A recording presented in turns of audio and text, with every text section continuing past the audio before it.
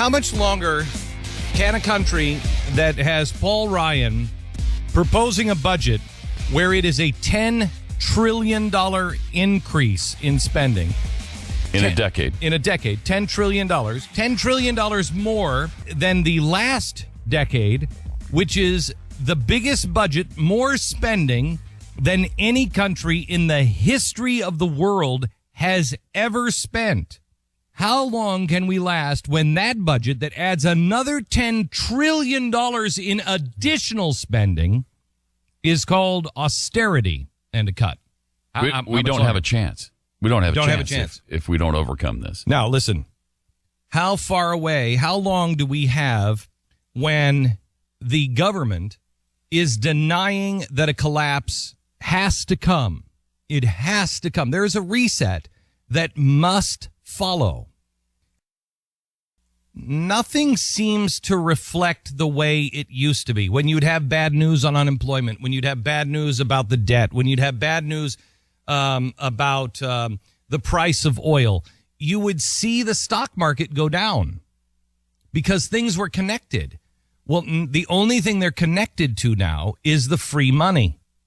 And so everything becomes a bubble. It is, as we talked about on CNN, and I don't even remember which book it was. I think it was an Inconvenient book.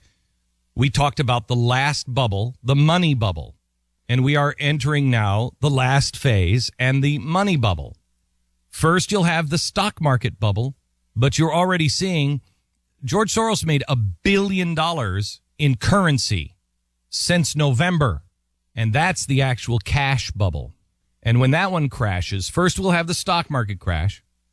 And then what will happen from there? You'll have a currency devaluation. And that's the last bubble, the American dollar. That's what's really happening here.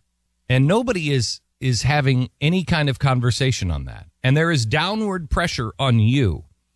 The pressure of no money, the pressure of increasing prices, the pressure of the government spending more debt, the pressure of no increased productivity in our nation, coupled with no increased buying of anything that we're making.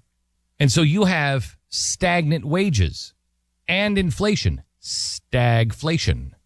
And that's grinding you. And as that pressure becomes heavier and heavier, and the government regulation and the government taxes becomes heavier and heavier, it's pushing down on you. And it works almost like an orange juicer. It's just squeezing the juice out of you and grinding you down. They've got to demonize us so they can turn people against groups that will stand up, and they have to disarm. Because if they don't disarm, how many bullets do they need? I mean, maybe they need 1.6 billion bullets.